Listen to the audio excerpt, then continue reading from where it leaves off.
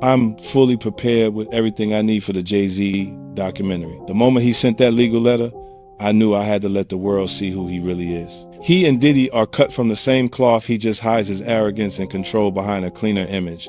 Our feud has lasted 20 years, and I know better than anyone what he's done in the shadows. I even suspect that so-called funeral bouquet wasn't Diddy's idea at all, but Jay-Z acting on his behalf. Back when Nicki Minaj posted that video of him wearing a pink wig, all I did was repost it, and he got so nervous he had his lawyers threaten me. I'm ready to finish this Jay-Z documentary. When that legal letter showed up, I knew it meant he didn't want this information getting out. To me, Jay-Z and Diddy think the same way. They both love control and power. But Jay-Z has always been better at looking clean and innocent.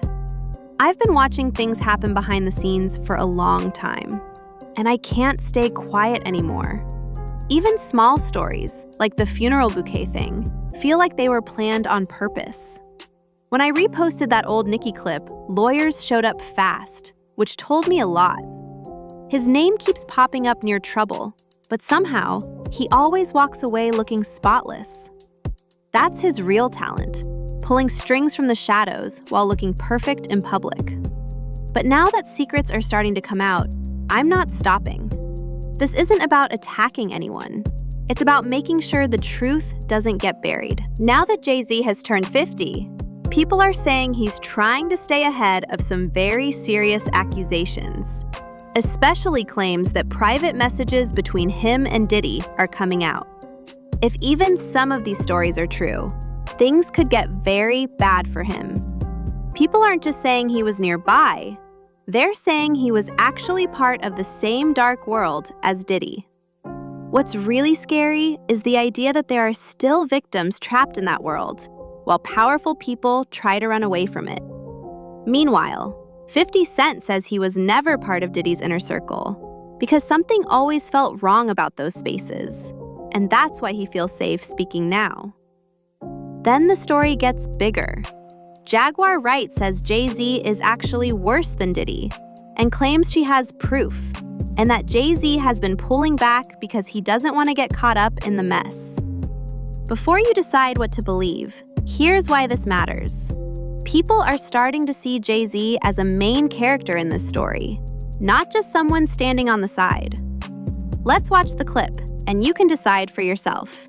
Drop your thoughts in the comments below. Do you think Jay-Z is hiding something?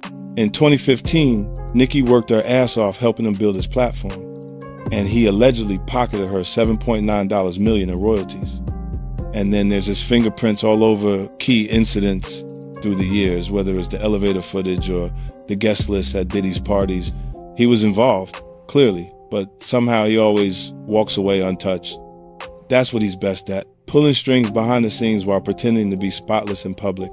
And now that a corner of the darkness has been ripped open, I'm not stopping. Everything my team and I are doing isn't about attacking anyone, it's about making sure the truth can't be buried by him ever again. Jay-Z ain't answering the phone? He ain't answering the motherfucking phone.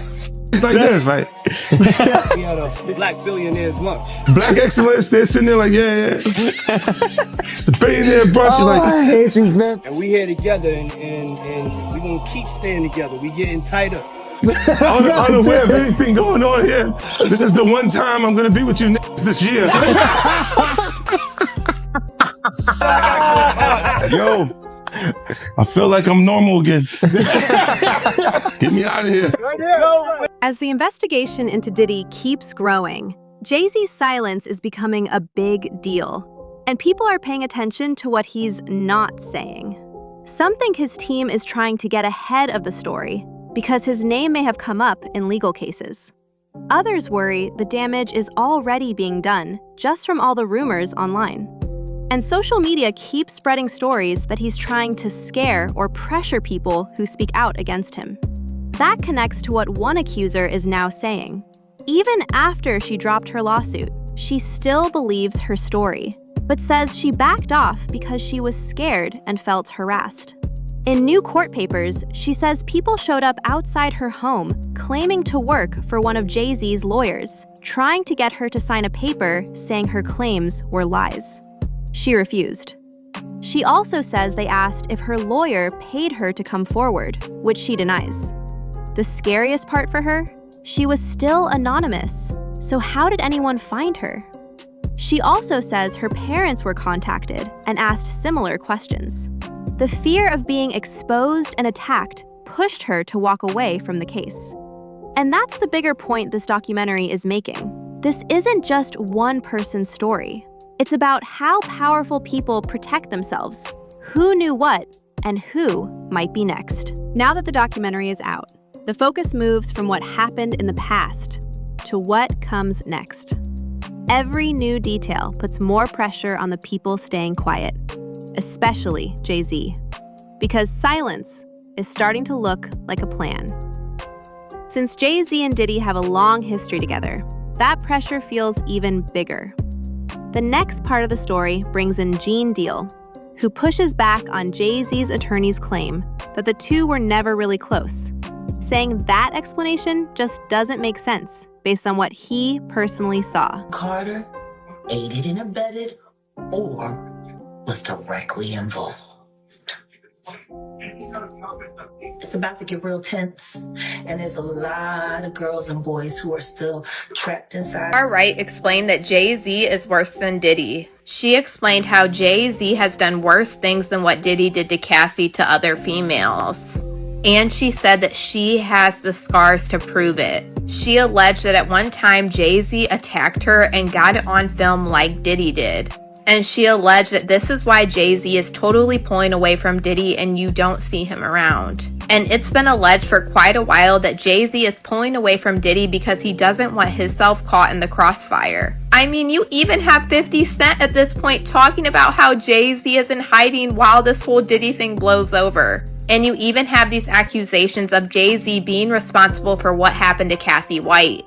So I'm going to go ahead and roll you guys this clip of everything that Jag had to say about Jay-Z being worse than Diddy, and you guys let me know what you guys think about all this in the comments.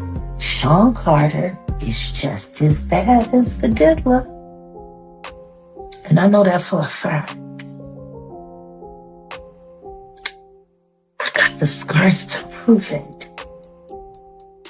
You want to know what a box cutter feels like going into your skin and ripping you?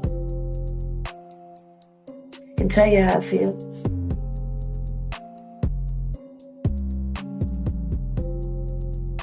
Y'all ain't seen shit yet. That Cassie shit, that's nothing. I'm saying Sean Carter remembers everything he did to me and he's got it on tape.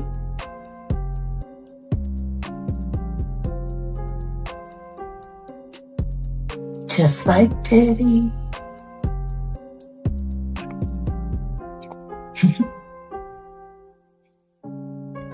And they're gonna be crazy. It's gonna be the women that get them in the end. To Gene, the comfort and closeness between Jay-Z and Diddy speaks louder than any statement from a PR team. Fans keep pointing to old clips where the two were on stage together. The energy, the ease, the little moments. And it just doesn't look like two people who barely knew each other. When Gene is asked if his problem with Jay-Z is personal, he says it's actually about something much bigger. How people at the top can start fires, walk away, and act like nothing happened. In his view, that's the special world powerful people live in. They cause damage and then forget about it, because they can. Jay-Z's old friend Dame Dash also speaks up. And what stands out isn't just the accusations, it's how unusual this moment feels. Dame says he's almost never seen Jay-Z face this kind of public pressure. Because for years, Jay seemed untouchable. But this time feels different. The usual protection isn't working. And the way people are now talking about Jay-Z makes this moment feel truly historic. If you haven't subscribed yet, hit that button and turn on notifications so you don't miss what comes next. What surprises Dame the most is that this isn't just one quick news story. The pressure keeps coming, and he can't remember Jay-Z ever having to stay on defense this long. That brings up a big question. Why does 50 Cent seem so focused on keeping Jay-Z in the spotlight right now? The video suggests it's not only about Diddy. It's also about a long-standing rivalry between 50 and Jay-Z. Hip-hop has always had beef like this, where old tension never fully goes away. Tony Ayo breaks it down. Sometimes artists grow up and move on, but sometimes the conflict stays alive because it was never just personal. It was always about power, who controls the culture, and who gets left out. This was Diddy and Jay-Z. They was close enough that they wasn't playing basketball, they wasn't playing baseball, they wasn't playing football, and they wasn't playing hockey or soccer for Diddy to come on stage, pat him on his ass, and then make the statement to people in the world that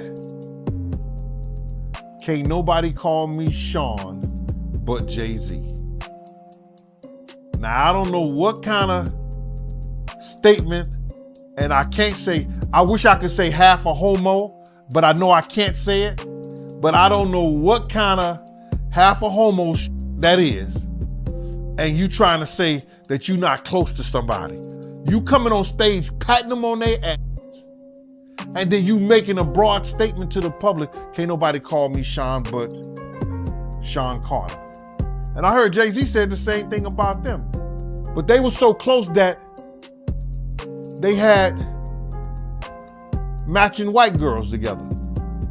Because when they used to see each other, they used to say, yo, how your skinny white girl doing? He'd be like, yo, how your skinny white girl doing? So, I guess that's a certain type of closeness. I ain't know anything about that, man. I ain't know about, Jay touching his, ass. I gotta go see the video. I ain't hear about that. Come on, man. Everybody's seen that. 50 even pointed it out. Excuse me. When they was in ATL on stage. Remember when 50 bum rushed the stage with them? Yeah, I think I recall that. When Puff came on stage, first thing he did was pat Jay-Z on that. But I forgot. That's your favorite rapper. Hey, him and Pockets 1A, 1B. But what's your issue with Jay, man? I didn't know you had an issue with him. I'm never a fan of somebody that I was gonna knock out. The darker message here is that hip-hop slowly gave itself over to a money-hungry machine, and too many people don't see it yet. From this point of view, the relationship between Jay-Z and Diddy is described as something that fell apart over time, with trust breaking down, and both men worrying about whether the other would protect them when things got serious. And even though it's still just an accusation, voices like Jaguar Wright claim Jay-Z wasn't just watching things fall apart. He was quietly working behind the scenes while it happened. Roger Bonds, described here as Diddy's former head of security, gives a street-level view of how their relationship actually worked day to day.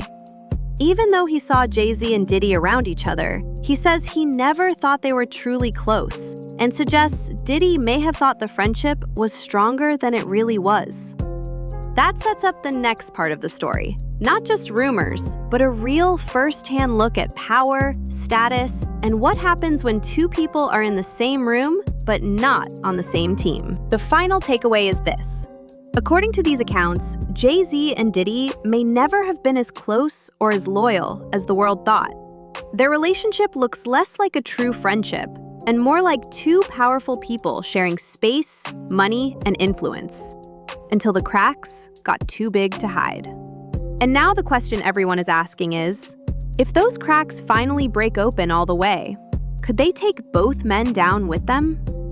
If this video made you think, smash that like button and drop a comment telling us who you think is really telling the truth. We read every single one.